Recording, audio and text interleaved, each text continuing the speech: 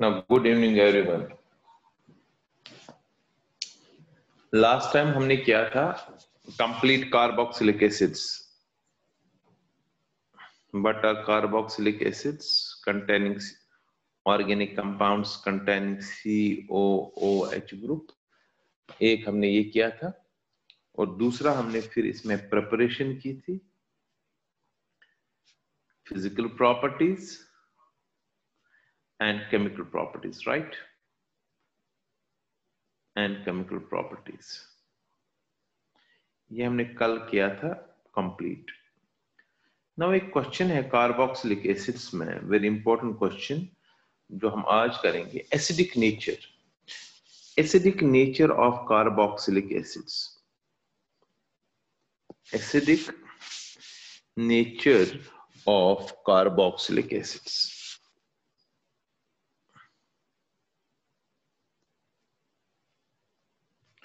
देखो carboxylic acid नाम से पता चल रहा है they are acidic in nature. Now question is they are weak acids than mineral acids. Mineral acids के कंपैरिजन में वीक है.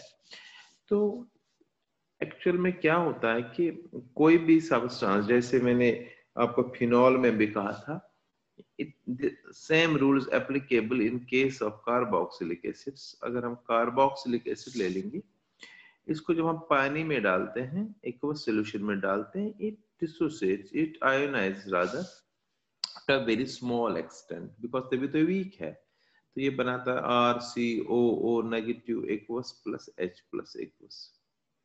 अब वीक एसिड्स है तो H प्लस बहुत कम मिलेंगे. मिनरल एसिड्स में तो कंप्लीट आयोनाइज डिसोसिएशन होती है और आयोनाइजेशन होती है.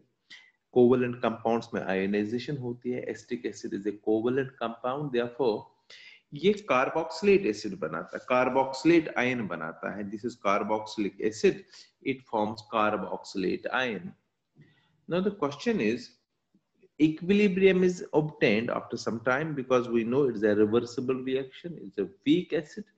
तो फिर equilibrium में जो K होगा, in case of acids we write Ka, ठीक है ना. acidic nature जो है Ka किसके बराबर आएगा? molar concentration of RCOO negative into molarity of H plus ion upon molar concentration of reactant, that's RCOOH. Right? In fact, weak acid के लिए RCOOH की molarity सेम ही रहती है. तो इसको हम असल में K बराबर है. अगर मैं फिर इस RCOH को K के साथ लाऊं तो it becomes Ka. तो Ka basically becomes equal to carboxylate ion, concentration of carboxylate ion into concentration of H plus ion. More the concentration of H plus ion, more is the acidic nature. Less the concentration of H plus ion, more. So अगर H plus ion ज्यादा होगा तो Ka भी ज्यादा होगा. H plus ion कम होगा तो Ka भी कम होगा. तो इसलिए Ka इंडिकेट करता है हमें acidic nature. Ionisation constant we can say Ka, that is acidic nature.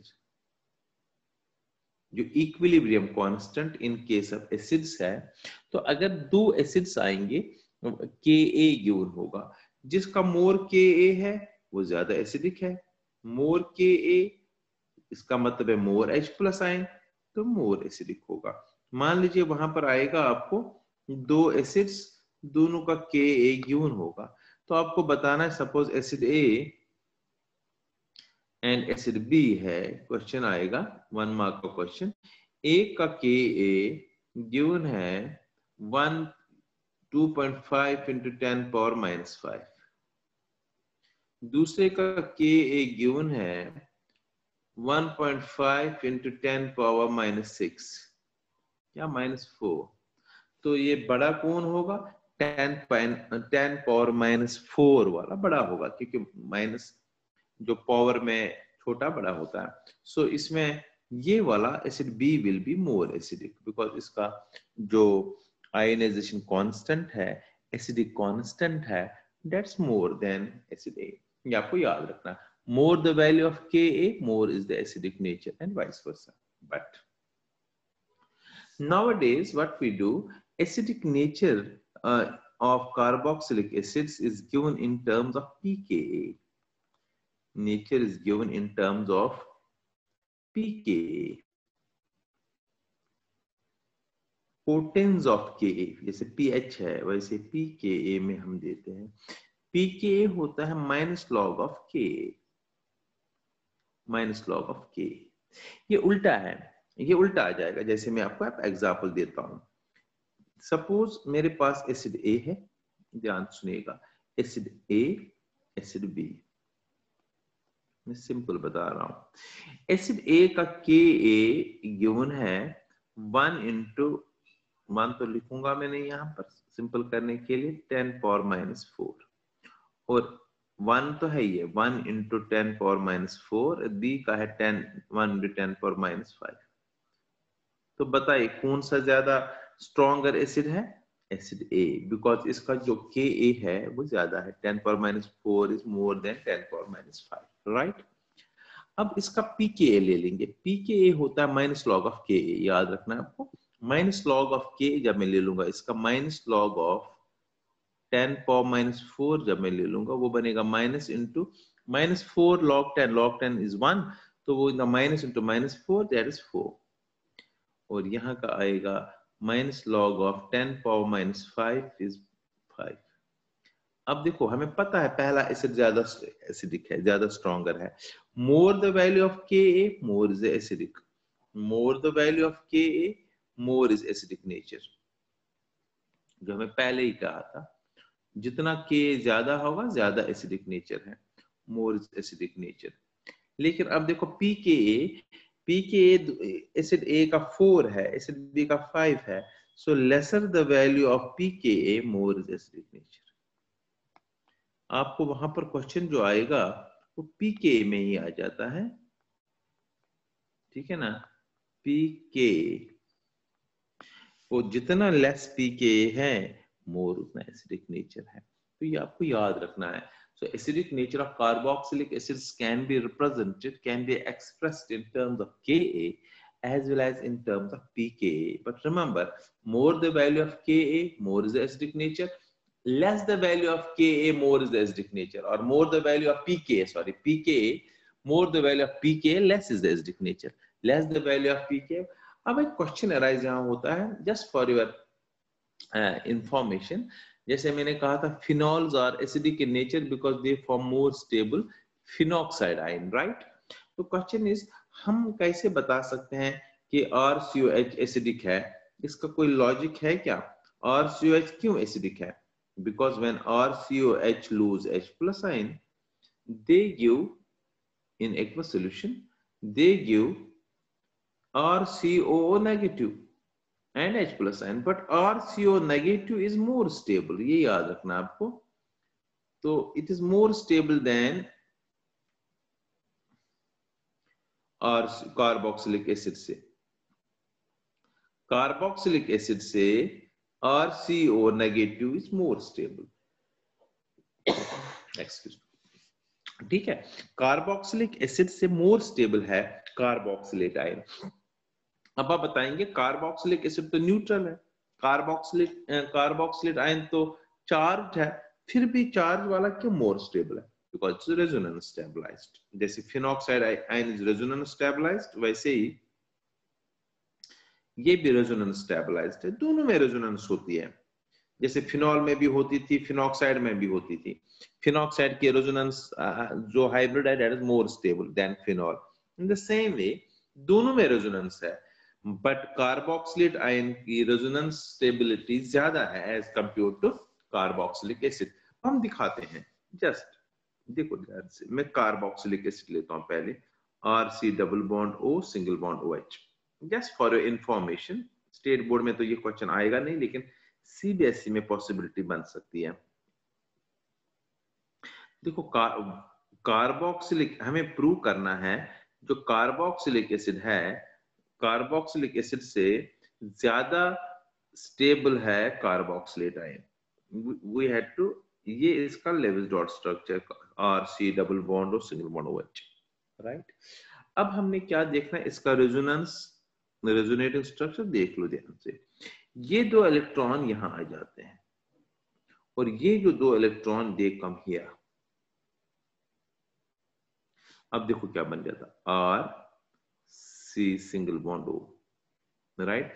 अब ये O पर 3 पैर इलेक्ट्रॉन आएंगे और ये नेगेटिवली चार्ज बनेगा,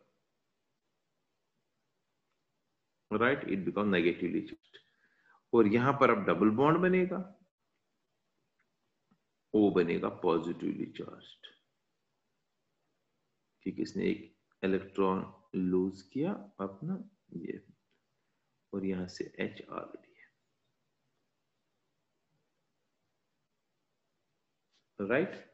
तो अब इनका जो रेजोनेंस हाइब्रिड है, 3 लाइन से हम दिखाते हैं, रेजोनेंस हाइब्रिड जो इनका है, दैट लाइक दिस RC, ये O के साथ सिंगल बॉन्ड, यहां से O के साथ, यहां से H। अब देख लो ध्यान से, दोनों में पहले वाले स्ट्रक्चर में C और O के बीच में डबल बॉन्ड, दूसरे में सिंगल बॉन्ड। सो इसका मतलब है यहाँ पर ऐसे हम लिखते हैं, ना प्योर सिंगल बॉन्ड है ना प्योर डबल बॉन्ड है। यहाँ न्यूट्रल चार्ज, दूसरे में नेगेटिव चार्ज, तो हम लिखेंगे slightly negative charge, right. In the same वे इस कार्बन और इस ऑक्सीजन के बीच में भी neither single bond nor double bond, क्योंकि एक रेजोनेटिंग स्ट्रक्चर में सिंगल बॉन्ड है, दूसरे में डबल बॉन्ड है। एक में ऑक्सीजन पर कोई चार्ज नहीं, एक में पॉजिटिव है, जिसका मतलब स्लाइटली पॉजिटिवली चार्ज। इस रेजोनेंस हाइब्रिड को ध्यान से देख लीजिएगा, मैंने आपको पहले भी कहा था ना, अगर आपको याद होगा, यहाँ पर सेपरेशन ऑफ चार्ज है। सेपरेशन ऑफ चार्ज का मतलब हो गया लेस स्टेबल। जहां पर पॉजिटिव एंड नेगेटिव चार्ज होती है, दो चार्जेस अपोजिट चार्ज, वो लेस स्टेबल होता है, नंबर 1, ठीक है ना। सेपरेशन ऑफ चार्ज इसमें है, इसलिए उतना स्टेबल नहीं है। और दूसरा चीज ये है कि इसमें ऑक्सीजन पर पॉजिटिव चार्ज आ रही है, एक पर तो नेगेटिव है, वो तो ठीक है। ऑक्सीजन पर पॉजिटिव चार्ज हमेशा हमेशा होता है अनस्टेबल। मैंने कहा था ऑक्सीजन इज मोर इलेक्ट्रोनेगेटिव, इस पर स्टेबल होती है, नेगेटिव चार्ज से ही स्टेबल बनता है, पॉजिटिव चार्ज से स्टेबल नहीं बनता है। सो ये दो रीजन है। ये कार्बोक्सिलिक एसिड क्यों लेस स्टेबल है, क्योंकि एक तो सेपरेशन ऑफ चार्जेस है और दूसरा ऑक्सीजन पर पॉजिटिव चार्ज है, राइट। अब हम यही चीज इस पूरे इसको देख लीजिए ध्यान से।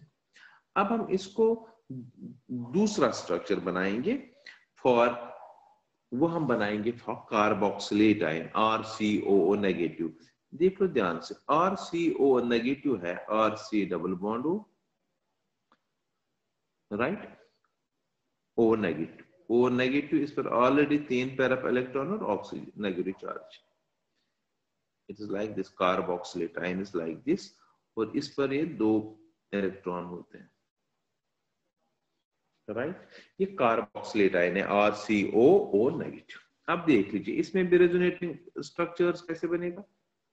जो ये इलेक्ट्रॉन है ये इधर की तरफ आएगा और ये 2 इलेक्ट्रॉन यहाँ की तरफ आएंगे इस बॉन्ड में, तो क्या बनेगा RC सिंगल बॉन्ड O। अब इस O पर कितने pair of electrons, 3 pair of electron, 1 2 और 3। और ये क्या बनेगा नेगेटिवली चार्ज्ड, और यहां से क्या बनेगा डबल बॉन्ड O, और इस पर कौन सी चार्ज आ जाती, अब 2 पैर तो रहेंगे, एक पैर तो गया डबल बॉन्ड में, पॉजिटिव चार्ज आती, लेकिन ऑलरेडी नेगेटिव है, पॉजिटिव और नेगेटिव ये कैंसिल हो जाए। सो इसके दो, जरा इन 2 स्ट्रक्चर्स को ध्यान से देख लीजिए। अगर इन 2 स्ट्रक्चर को ध्यान से देखो, ये सिमिलर है ना। देखो पहला स्ट्रक्चर में RC डबल बॉन्ड O, इधर से भी तो RC डबल बॉन्ड O है, तो पहले स्ट्रक्चर में देखो single bond O 3 pair of electron negative charge, और दूसरे में भी देखो सिंगल बॉन्ड O 3 पैर इलेक्ट्रॉन नेगेटिव चार्ज, सिमिलर है। व्हेन सिमिलर रेजोनेटिव स्ट्रक्चर्स होते हैं तो ज्यादा स्टेबिलिटी होती है, याद रहे। और इसका जो रेजोनेंस हाइब्रिड जो है, एक्चुअल स्ट्रक्चर जो है between these resonating structure, it will be like this, ये भी स्लाइटली नेगेटिव, ये भी स्लाइटली नेगेटिव। अब आपको पता चल रहा है जो रेजोनेंस हाइब्रिड इसका है, इस पर सेपरेशन ऑफ चार्ज नहीं है, सिमिलर चार्जेस है, और इसलिए ये मोर स्टेबल है। और दूसरा ऑक्सीजन पर कोई पॉजिटिव चार्ज है ही नहीं, इसलिए कार्बोक्सिलेट आयन ज्यादा स्टेबल है as compare to carboxylic acid. इसलिए कार्बोक्सिलिक एसिड की कोशिश होती है कि मैं कार्बोक्सिलेट आयन बना दूं, and in the process it loses H plus ion, and therefore carboxylic acids show acidic nature, right? अब असली क्वेश्चन जो है, this is important question, effect of substituents on acidic nature. Substituents means atoms, group of atoms on, मैं लिखूंगा effect of atoms / groups, group of atoms या groups on acidic strength, acidic nature of carboxylic acids. मतलब है nature of carboxylic, very important है, very very important. इससे question आता ही आता है, स्टेट बोर्ड में भी 1 मार्क 2 मार्क क्वेश्चन आते हैं, सीबीएसई में भी आता है. आप बताइए एटम्स और ग्रुप्स अगर हम लगाएंगे कार्बोक्सिलिक एसिड में, इससे क्या होता है एसिडिक नेचर में? सबसे पहला 2 ग्रुप्स है. पहला इफेक्ट है effect of minus I groups, negative inductive effect, minus I atoms और ग्रुप ऑफ एटम्स / ग्रुप्स. इनका देखो बेटा ध्यान से सुनिएगा. अगर मैं यहां पर बताऊं और C double bond O single bond OH, अगर O एंड H को निकालना है, एसिडिक नेचर दिखाना है कि H प्लस निकालना है, सो ये 2 इलेक्ट्रॉन किसकी ओर होने चाहिए? ज्यादा से ज्यादा ऑक्सीजन की ओर, तो H इजिली निकलेगा. सो कोई अगर खींचने वाला ग्रुप इधर से हो जो इसको खींचेगा इलेक्ट्रॉन को, तो एसिडिक नेचर बढ़ेगा. सो माइनस आई एटम्स और ग्रुप ऑफ एटम्स जो है वो डिक्रीज करते हैं electron density between O and H, decrease करते हैं O एंड H के बीच में जो इलेक्ट्रॉन डेंसिटी है, and therefore increase acidic nature, H is released easily. So minus I effect वाले ग्रुप्स जो होते हैं दे इंक्रीज एसिडिक नेचर. पहले बात ये आपको याद रखना है, they increase acidic nature, and उल्टा होगा किससे? एसिडिक नेचर इंक्रीज होते. एंड ध्यान से सुनिएगा, अब मैं इसका बताता हूं इंक्रीज कैसे होता है. जब नेचर से, सपोज ये माइनस आई इफेक्ट ग्रुप में जैसे फ्लोरीन, सबसे क्लोरीन, जैसे नाइट्रो, जैसे Br, जैसे I, जैसे COH, ये सारे के सारे ग्रुप्स जो एटम्स है दे है माइनस आई इफेक्ट. तो इनसे क्या होगा? एसिडिक नेचर बढ़ेगा, एसिडिक नेचर बढ़ेगा, ये खींचेंगे अपनी ओर इलेक्ट्रॉन को, एंड OH के बीच में जो बॉन्ड बनेगा वीक बनेगा, और H is release easily. Now 3 मैं हेलोजन की बात करूं, जो सबसे important effect of halogen atoms, उसी से समझ आएगा आपको. सो इसका मतलब है nitro acetic acid, nitro ethanoic acid ज्यादा एसिडिक होगा इथेनोइक एसिड से, नाइट्रो क्लोरो ज्यादा होगा, फ्लोरो ज्यादा होगा. देखो इफेक्ट ऑफ हेलोजन एटम्स अब एक हम कंसिडर करेंगे, इसे समझ आएगा. अब देखो बेटा सबसे पहले नेचर, पहला है इसका नेचर, कैसा है हेलोजन एटम. जैसे अगर फ्लोरो क्लोरो ब्रोमो आयोडो है तो फ्लोरो का सबसे ज्यादा होगा, क्लोरो ज्यादा है, फिर ब्रोमो है, फिर आयोडो है. तो more the electronegativity, more is the minus I effect. That is why electronegativity fluorine के ज्यादा खींचेगा as compare to Cl, as compare to Br, as compare to I, right. So इसका मतलब है, अगर मैं इसमें एग्जांपल दे दूं, मेरे पास अगर ऐसा कंपाउंड आएगा CH2F, मतलब CH3COH, और यहां से होगा CH2Br या ClCOH, तो पहला वाला ज्यादा एसिडिक होगा और ये वाला एसिडिक होगा ज्यादा एसिटिक एसिड से, because we know minus I effect atoms और group of atoms increases acidic nature, right. ये पहला था नेचर. दूसरा है नंबर. देखो ये आया हुआ है बहुत बार, number of halogen atom, number of minus I atoms or group of atoms. Here we are considering halogen atoms only. देखो नंबर ज्यादा होगा तो ज्यादा खींचेंगे, कम होगा तो कम खींचेंगे, सीधी सी बात है. सपोज मैं CCl3 लेता हूं, C के ऊपर 3 Cl है और COH है, it will be more acidic than CHCl2, ये वाला डाइक्लोरो एसिटिक एसिड. ये होगा इससे ज्यादा Cl CH2 COH से, और ये होगा ज्यादा किससे? एसिटिक एसिड से. सो मोर द नंबर ऑफ, याद रहे minus I effect atom, the group of atoms, more is acidic nature. So trichloroacetic acid is more acidic because तीनों Cl खींचेंगे इलेक्ट्रॉन, ये भी खींचता है, ये भी खींचता है, ये भी खींचता है अपने और इलेक्ट्रॉन्स को, तो इट बिकम्स मोर एसिडिक। और एक और पॉइंट है तीसरा, डिस्टेंस फ्रॉम COH ग्रुप, इसको भी कंसिडर करना है, डिस्टेंस ऑफ COOH ग्रुप। अब डिस्टेंस क्या है इसकी, डिस्टेंस ऑफ COH ग्रुप का मतलब क्लोजर होगा तो ज्यादा इन्फ्लुएंस होगा, दूर होगा, जैसे मैं लेता हूं CH3 CH2 CHCl, alpha chloro butyric acid या ब्यूटानोइक एसिड। फिर मैं लेता हूं दूसरा ऐसे बीटा क्लोरो या 3 क्लोरो, जैसे भी आप इसका नाम बता सकते हो, आयोपेक लिख लो या कॉमन नेम है, ये भी क्लोरो है, but here in the first case chloro is very near on alpha carbon only, second carbon, यहाँ पर ये बीटा कार्बन पर है, थर्ड कार्बन, क्योंकि ये अल्फा था, बीटा था, ये गामा है।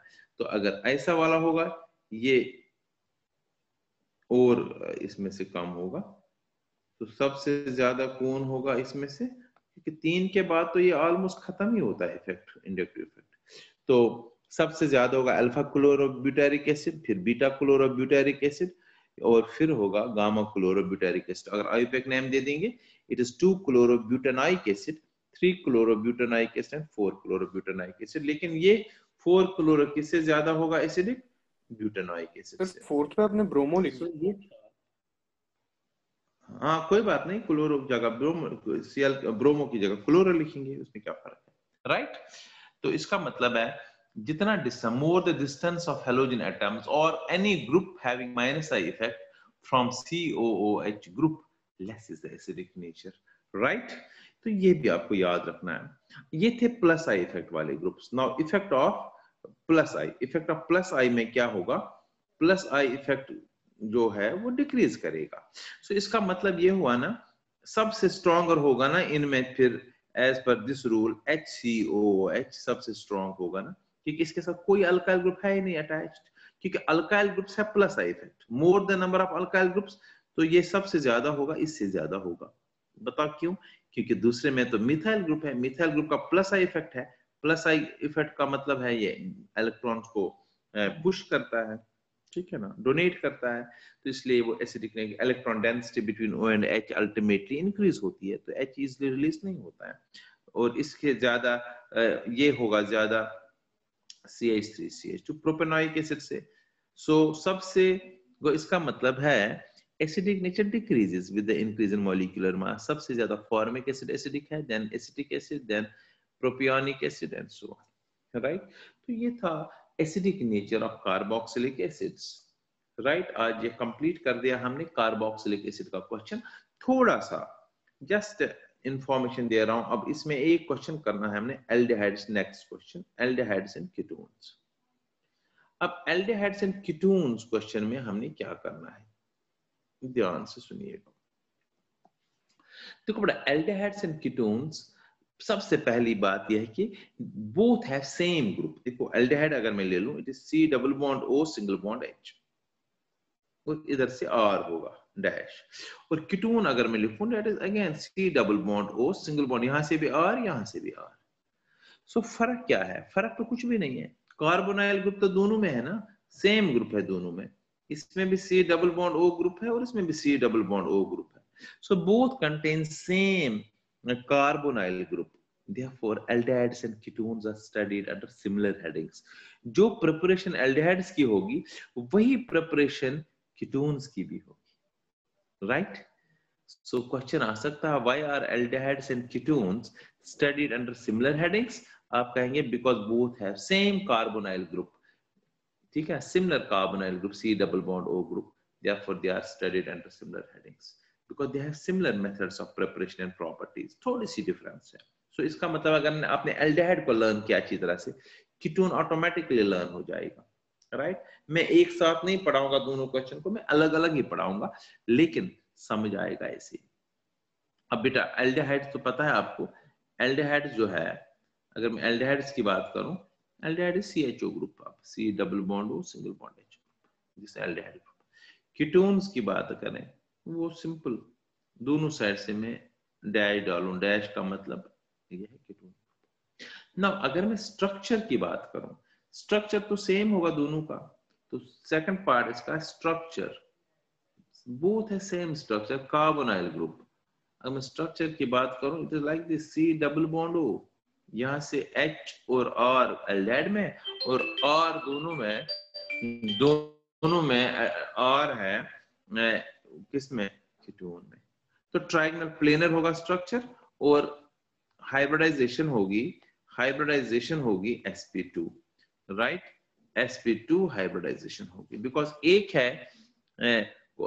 है पाई बॉन्ड और 3 है सिग्मा बॉन्ड्स, राइट। अब एक क्लास में बता रहा हूं ऑर्बिटल स्ट्रक्चर। इसका ऑर्बिटल स्ट्रक्चर क्या होता है, देखो बेटा, आपको पता है कार्बन जो है, जब sp2 हाइब्रिडाइजेशन कार्बन का आपको ये पता होना चाहिए, एक्साइटेड स्टेट इलेक्ट्रॉनिक कॉन्फ़िगरेशन जो कार्बन का है वो है, this is excited state electronic configuration. अभी मैंने कहा जो कार्बन है इसमें sp2 हाइब्रिडाइजेशन होती है लाइक दिस, तो एक क्या बनेगा, अनहाइब्रिडाइज्ड। अब O भी है, ऑक्सीजन भी है, कार्बोनाइल ग्रुप का 1s2 2s2 1s2 2s2 2px2 2py1 and 2pz1, ये है